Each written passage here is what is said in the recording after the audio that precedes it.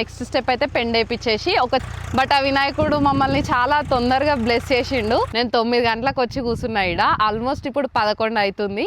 ఈ రాగులు కానీ కొర్రలు సజ్జలు ఇవన్నీ ఏంటంటే ఈడనైతే గంటకి 1300 నడుస్తుంది రేట్. అందరికీ నమస్కారం, welcome back to my channel Mee Muchatla Pilla. మనం మే నుంచి ఆల్మోస్ట్ 20 రోజుల నుంచి వెయిట్ చేస్తున్న వర్షం అయితే పడ్డది. ఇంకా భూమి మొత్తం మెత్తగా అయిపోయింది. అందుకోసమే ఇప్పుడు ఇంకా మన అనగా ఆర్గానిక్స్లో అఫీషియల్గా పనులన్నీ స్టార్ట్ అయిపోతున్నాయి అన్నమాట. అయితే భూమి దునిపియడానికని వచ్చినాం ఇవాళ. సో గ్రౌండ్ రియాలిటీస్ ఎట్లుంటాయంటే ఫార్మింగ్లో ట్రాక్టర్ అంకుల్కి వర్షం పడి ఇప్పటికి 3 రోజులు అయిపోతుంది. వర్షం పడిన రోజే ఫోన్ చేసిన అనమాట, తెల్లారి రండి అంటే సరే అన్నాడు. ఆ రోజు రాలేదు. మళ్ళీ నిన్న వస్తా అన్నాడు, నిన్న కూడా రాలేదు. ఇంకా ఫైనల్గా నిన్న సాయంత్రం ఫోన్ చేస్తే రేపు ఖచ్చితంగా వస్తా, పొద్దున 9 గంటలకు దున్నుకుందామని చెప్పిండు. నేను 9 గంటలకు వచ్చి కూర్చున్నా ఈడ. ఆల్మోస్ట్ ఇప్పుడు 11 అవుతుంది, ఇంకా రాలే, బట్ వస్తా అన్నాడు. ఇక వెయిట్ చేస్తున్నాం అనమాట. భూమి అయితే మంచిగా నానింది. ఫస్ట్ భూమి నానిన తర్వాత మంచిగా విత్తనాలు పెట్టుకుంటేనే అవి మంచిగా మొలకొస్తాయి. తర్వాత ఒక 1 వీక్ 10 డేస్ వర్షం పడకపోయినా కూడా దాంట్లో తేమ అట్లనే ఉంటుంది కాబట్టి ఇంకా మనకైతే వర్షంతో ఏం ప్రాబ్లం ఉండదు అనమాట. సో ఇంకా ట్రాక్టర్ రాగానే ఏం చేస్తామనేది చెప్తా. ఇన్ని రోజులు వానల కోసం వెయిట్ చేసి ఇంకా వానలు పడ్డాయి కదా, మంచిగా ఫస్ట్ పని కాబట్టి దేవుడికి మంచిగా మొక్కుకొని కొబ్బరికాయ కొట్టి పూజ చేసి ట్రాక్టర్ అంకుల్ని అయితే దున్నిపిస్తున్నాం అన్నట్టు.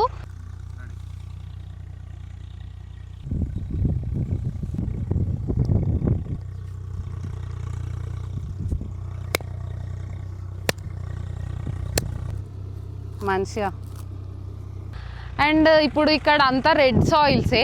మనం నెక్స్ట్ ఫ్యూచర్లో ఫ్రూట్ క్రాప్స్ అవి వేసుకుందాం అనుకుంటున్నాం కాబట్టి దానికి రెడ్ సాయిల్స్ అయితే సూటబుల్ ఉంటాయి. ఇంకా రెడ్ సాయిల్సే కాబట్టి అంత ఏం గట్టిగా అట్లా ఉండదు, ఈజీగా అయిపోతుంది దున్నడం కూడా.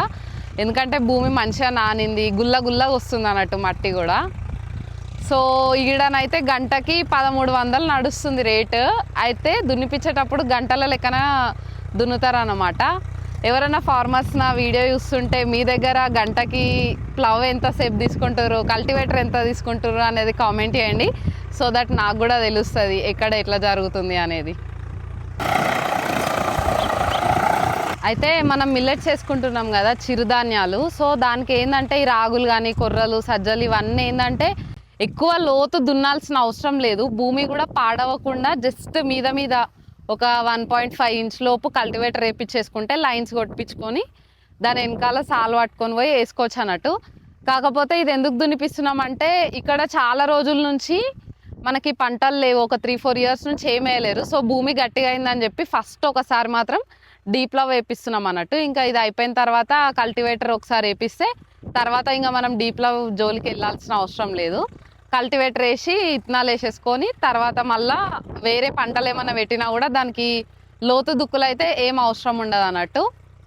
సో అది మీరు కూడా ఎవరైనా మిల్లెట్స్ వేసుకోవాలి అనుకుంటే, అంటే మొన్న చెప్పినా కదా మిల్లెట్స్ వేసుకోండి తక్కువ వర్షం ఉన్నా కూడా వండుతాయని. సో మిల్లెట్స్ వేసుకునేటోళ్ళు అయితే ఇట్లా మీద కల్టివేటర్ మాత్రం వేయించుకోండి.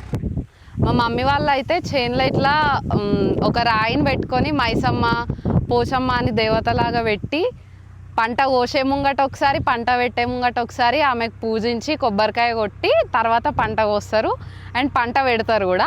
అట్లనే నేను కూడా ఇక్కడ సేమ్ చేసుకున్నాను అనమాట. నమ్మకాలు ఇవన్నీ.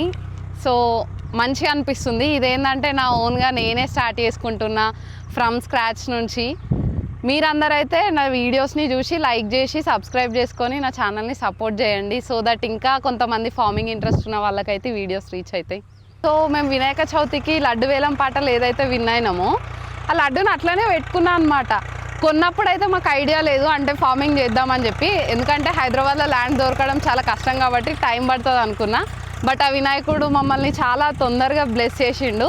సో నేను అట్లనే దాచిపెట్టుకున్న లడ్డుని ఇప్పుడు ఇక్కడ పొలంలో చల్లుతున్నాను అనమాట. ఇవాళనే ఫస్ట్ దున్నుడు స్టార్ట్ చేసినాం కాబట్టి. ఎందుకంటే మనం వినాయక చవితి అప్పుడు లడ్డు వేలం పాటలో విన్ అయిన వాళ్ళు ఊర్లలో అయితే అందరూ ఆ లడ్డుని తీసుకుపోయి కొంచెం పొలంలో వేసుకుంటారు, లేకపోతే ఇంకా ఏ కోరికలు ఉన్న వాళ్ళు అట్లా చేస్తారు. నాకున్న ఓన్లీ ఒక కోరిక ఇది ఒక్కటే కాబట్టి మంచిగా ఫార్మింగ్ చేయాలి, మంచి పంటలు పండించాలి, కొంచెం భూమిలోనే ఎక్కువ ఈల్డ్ ఎక్కువ ఇన్కమ్ తీసుకొచ్చి ఫార్మర్స్కి కొన్ని మంచి వేసి చూపించాలి అనేదే నా టార్గెట్ కాబట్టి ఇంకా నేనైతే ఈ లడ్డూని ఇక్కడ చల్లుకుంటున్నాను అనమాట. ఇక వానలు పడ్డాయి, మంచిగా దునిపించినాం. దునిపించుడు అయితే అయిపోయింది. 2 గంటలు పట్టింది అన్నట్టు కల్టివేటర్ వేపియానికి. అయితే ఇక్కడ గంటల లెక్క ప్రకారం చెప్తున్నారని చెప్పి ఇంకా మేము మొత్తం కొట్టిపించుకొని ఇప్పుడు దున్నిపియడం అయితే అయిపోయింది, ఇంటికి పోతున్నాం. అయితే పోయే ముందు ఏంటంటే నెక్స్ట్ స్టెప్ ఏందో కూడా చెప్తా. మనం చేసేది ఆర్గానిక్ ఫార్మింగ్ కాబట్టి ఇక్కడ ఓన్లీ సేంద్రియ ఎరువులు మాత్రమే వాడి మనం వ్యవసాయం చేస్తాం. ఈ కెమికల్స్ యూరియాలు డిఏపీలు ఏం వేసుకోం కదా. సో ఆర్గానిక్ ఫార్మింగ్లో మెయిన్ ఇంపార్టెంట్ ఏంటంటే FIM అనమాట, ఫార్మ్ యార్డ్ మాన్యూర్. అంటే పశువుల ఎరువు, గొర్రెల ఎరువు ఇది వేస్తారు ఎక్కువ మట్టుకి. సో మన దాంట్లో కూడా మనం ఇప్పుడు నెక్స్ట్ ఇత్తనాలు వేసుకోవడమే కాబట్టి ఆ ఇత్తనాలు వేసే ముందు పంటకి ప్లస్ మనం వేసిన ఇత్తనాలకి బలం రావాలంటే ఈ ఫార్మ్ యార్డ్ మాన్యూర్ వేసుకుంటాం. సో ఇదంతా చూస్తున్నారు కదా, ఇది ఏంటంటే మనకు లక్కీగా ఎవరైతే అంకుల్ పొలం ఇచ్చిర్రో మనకి, ఆ అంకుల్కి ఇక్కడ బర్రెల షెడ్, ఆవుల షెడ్ ఉందన్నమాట. సో దాని పెండ రోజు తీసి ఇక్కడ కలెక్ట్ చేసి పెడతాడు. ఇంకా వేరే వాళ్ళది బయట నుంచి తెప్పియడం ఎందుకని చెప్పేసి అంకుల్ దగ్గరనే తీసేసుకున్నాం. ఇక్కడ అయితే అసలు అన్నీ కాస్ట్లీ అయిపోయినాయి అనమాట. ఇప్పుడు మా ఊరు నందివాడ కామారెడ్డి పక్కకు ఉంటుంది.